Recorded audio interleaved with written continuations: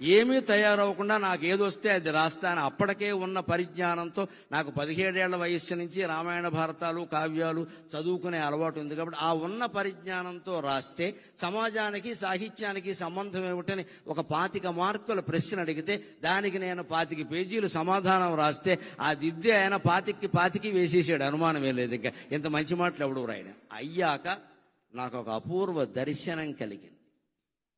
నేను ఆయనకి ఎంత గాఢాభిమానిని అంటే, కోడలు దిద్దిన కాపురం ఆయన 100వ చిత్రం కదండి, 100వ చిత్రం, 200ల చిత్రం. కోడలు దిద్దిన కాపురం 200ల చిత్రం. అప్పటికి నేను చిన్నకురాండి. కానీ నాకు ఎంత పిచ్చి అంటే, మనం ఎన్టీఆర్ అంటే అభిమానం ఇలా ఉంటే అలాగా అని. అంతవరకు ఆయన నటించిన 200 చిత్రాలు ఏంటి, అందులో హీరోయిన్లు ఎవరు, దర్శకుడు ఎవరు, సంగీతం ఎవరు, అందులో టీవీ రాజు సంగీతమా కాదా, అదొకటి నాకు కావాలి. ఇప్పుడు ఆయనకు బాగా ఇష్టం టీవీ రాజు అంటే. టీవీ రాజు గారి సంగీతమా కాదా, ఇలా ఒక పట్టిక తయారు చేసి ఆ 200 పెద్ద బాటనీ రికార్డు, సైన్స్ రికార్డు లాగా 200 సినిమాలది. ఇంత చేసిన వాడిని ఎప్పుడైనా ఆయన దొరుకుతాడా, ఆయనకి చూపించి మీకోసం మీ అభిమానంతో నేనంత చేశాను అంటే ఆయన దర్శనం నాకు దొరకలేదు. కానీ అపూర్వంగా దొరికింది. నా ప్రతిభ ప్రదర్శింపబడ్డాక ఆయన పిలిచి నన్ను మెచ్చుకునే అవకాశం వచ్చిందండి. పిలిచి మెచ్చుకునే అవకాశం. ఎంఫిల్లో 87వ సంవత్సరంలో నేను సర్వప్రథమ స్థానం సాధించాక చేకూరు రామారావు గారిని ప్రొఫెసర్ ఉండేవారు. అప్పుడు మహానుభావుడు, ఇప్పుడు కీర్తిశేషుడు. ఆయన, ఏమయ్యా గరికిపాటి, నీకు తెలియదు, చిన్న కొరాడవి, రాష్ట్రం మొత్తం మీద ఫస్ట్ ప్రైజ్ వచ్చిందయ్యా, తెలుగు విశ్వవిద్యాలయానికి మొదటి బ్యాచ్ మొదటి విద్యార్థి నువ్వే వినాయకుడివి అన్నాడు ఆయన.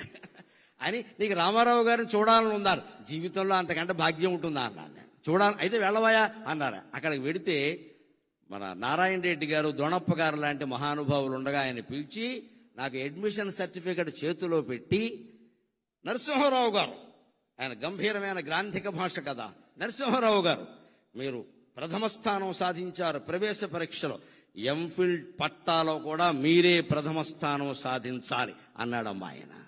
ఆ ఆశీర్వచనం ఏడాది తిరగకుండా ఫలించింది. మళ్ళీ తెలుగు విశ్వవిద్యాలయంలో 3 బ్రాంచీలు, హైదరాబాద్, రాజమండ్రి, శ్రీశైలం ఉంటే 3ంట్లోనూ సర్వప్రథమ స్థానాన్ని ఈ జీవుడు సాధించగలిగాడు అంటే ఆ రాముడు దయ. ఈ జీవుడికి ఆ రాముడు ఆశీర్వచనం పుష్కలంగా ఉంది. అంత కృతజ్ఞత నాకు ఉండబట్టే రావిపాటి సత్యనారాయణ గారు నాకు ఎన్టీఆర్ అభిమాన సంఘాల సమావేశం అంటే, నాకంటే మీరెలా అభిమానం అవుతారండి, నేను మొదటే వస్తాను మీ దగ్గరికి అని చెప్పాను. నేను మొదటే వస్తానంటే మీరు పెట్టుకోండి అన్నా నేను.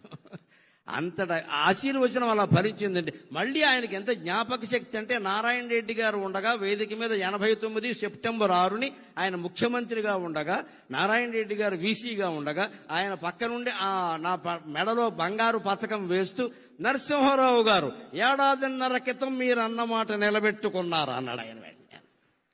1.5 క్రితమే మీతో అన్నాను నేను, మీరు ప్రథమ స్థానం వస్తారని. ఆ ప్రకారం చేశారు. సంతోషం. అంతటి జ్ఞాపక శక్తి ఆ మహానుభావుడికి. ఆ రకంగా నేను అనేక రకాల ఆయన అభినందనలు కాదు, అనుగ్రహాన్ని పొందగలిగాను నిజం చెప్పాలి అంటే. అలాగ వైకుంఠపాళి మీద పాడినటువంటి పాట అంతేకాదు, కొన్ని కొంటె చిత్రాలు కూడా ఆయనకి నన్ను చాలా బాగా ఆకర్షించాయి. జీవిత చక్రం అని సినిమా వచ్చింది. అందులో వాణిశ్రీ ఆయన. మాకు కొత్త డ్యాన్సులు, అప్పుడు కొంచెం కొత్త వాళ్ళంతా వచ్చారు. మన మహమ్మద్ రఫీ పాటలు, పిబి శ్రీనివాస్ ఇక్కడ పాడడం, ఇవన్నీ ఉండేవి. దాంతో రామారావు గారు స్టైల్ కొంచెం మార్చుకోవాల్సి వచ్చింది. ఎక్కడికక్కడ ఆయన మార్చుకునేవాడు కాబట్టే నిలబడ్డాడు రంగంలో. ఊరికి అదే పట్టుకుని వేలాడితే ఉండడు ఎవడో ఇక్కడ. అది నేర్చుకోవాలి నిజంగానే. ఆ జీవిత చక్రం సినిమాలో వాణిశ్రీతో కలిసి ఆయన డ్యాన్స్ చేస్తాడంటే మామూలు పాట కాదు అది. కళ్ళల్లో కళ్ళు పెట్టి చూడు ఓ లమ్మి, కళ్ళల్లో కళ్ళు పెట్టి చూడు అని ఎగురుతాడండి. తాడేపల్లిగూడెం కృష్ణా బాలాజీ టాకీస్లో ఆ సినిమా చూస్తూ కుర్చీ మీద ఎగిరిన వాళ్ళలో నేను ఒకడిని.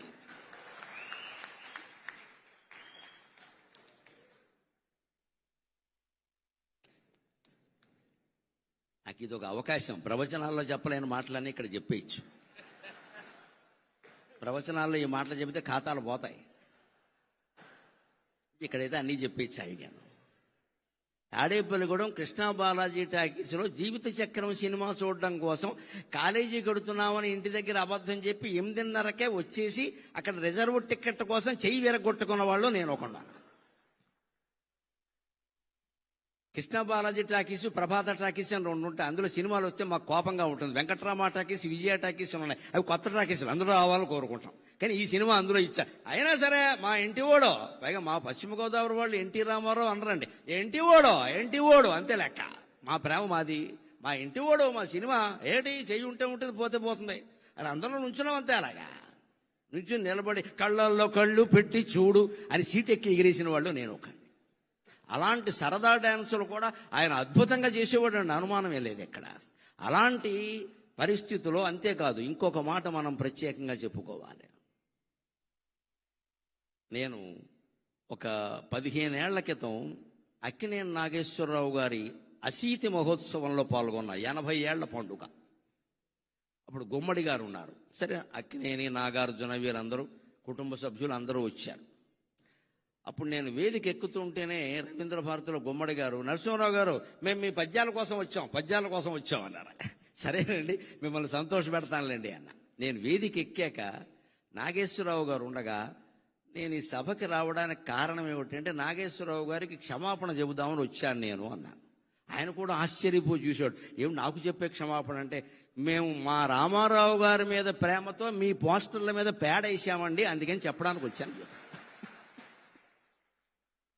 మా అభిమానాలు అలాగే ఉండేవి, అనుమానం. ఎందుకంటే మా కోపం ఏంటంటే, మా బాధ మాకు ఉంటుందండి. అభిమానం అంటే అభిమానమే, ఇంకా అక్కడ ధర్మాధర్మాలు ఉండవు అక్కడ. పైగా మా వయసు ఏంటి, ఏమన్నా 70 ఏళ్ళ, 20 ఏళ్ళు కూడా లేవు. మేము మా రామారావు గారు కృష్ణుడు వేశాడు. శ్రీకృష్ణ విజయం అని సినిమా ఎంఎస్ రెడ్డి గారు తీశాడు, కౌముది ఆర్ట్ పిక్చర్స్. రామారావు గారు కృష్ణుడు, మహోదరుడు అని విలన్ పాత్ర ఎస్వి రంగారావు వేశాడు. ఒక చిన్న నాట్యం కోసం ఎల్వి జయలక్ష్మిని పిలిపించారు, స్వర్గాన్ని నుంచి దించినట్టు. జయలలిత సత్యభామ వేసింది, దేవిక రుక్మిణీదేవి పాత్ర వేసింది, కాంతారావు గారు నారదుడు వేశాడు. ఇంత గొప్ప క్యాస్టింగ్ ఉండే సినిమా ఆడకుండా పోయింది. మరి మా కడుపు అంటదా? ఎందుకని? దసరా బుల్లుడు కారణంగా పోయింది. అప్పుడు దసరా బుల్లోడు వచ్చింది సంక్రాంతికి. దసరా బుల్లోడు కారణంగా మా సినిమా ఆడలేదు. అది నాగేశ్వరరావు గారు అయితే, నాగలోకపతి అయితే మా సినిమా ఆడలేదు. మా బాధ మాది. అందుకని మాకు ఎలా ఉండేదంటే పేట చేసేవాళ్ళం అంతే. అందుకని నేను మొహమాటం లేకుండా తర్వాత ప్రవచనాలన్నీ మొదలు పెట్టాక తప్పు ఒప్పుకుంటే పాపం పోతుంది కదా, ఎందుకు వచ్చింది అని నాగేశ్వరరావు గారి సన్మాన సభలో నేను ఇది ఎందుకు వచ్చానంటే మీకు క్షమాపణలు చెప్పడానికి వచ్చానండి. రామారావు గారి మీద అభిమానమే తప్పితే మీ మీద మాకేమి ద్వేషం లేదండి. మీరు మహానటులు, దానికే ఉంది. కానీ మా కోపంతో మేము చేసామండి. నిజం చెప్పారు కదండి, ఇంకెందుకు ఉంటాయి పాపాలండి అన్నాడు ఆయన. పైగా అప్పుడు ఆయన చెప్పారు, మా అభిమానులు తక్కువ వాళ్ళు ఏం కాదండి, వీళ్ళిద్దరూ కొట్టుకు తెచ్చారు లోకంలో, మేమిద్దరమే దెబ్బలాడుకోలేదండి, మా అభిమానులు రకరకాలుగా ఉన్నారన్నారు. ఎప్పుడు మహానటుల గురించి మనం ఏదో అనుకుంటాం కానీ ఎన్టీఆర్, ఏఎన్ఆర్ ఎప్పుడు సూర్య చంద్రుల్లాగా తెలుగు సినీ ఆకాశంలో వెలుగుతూనే ఉంటారండి, వెలుగుతూనే ఉంటారు. సూర్య రశ్మి ఎంత అవసరమో చంద్రకాంతి అంతే అవసరం కదా. ఆ ఇద్దరు అలా వెలుగుతూనే ఉంటారండి. ఆయన సభలో ప్రత్యేకించి నేను ఈ విషయం చెప్పేసరికి ఆయన చాలా ఆనందించారు ప్రత్యేకంగా.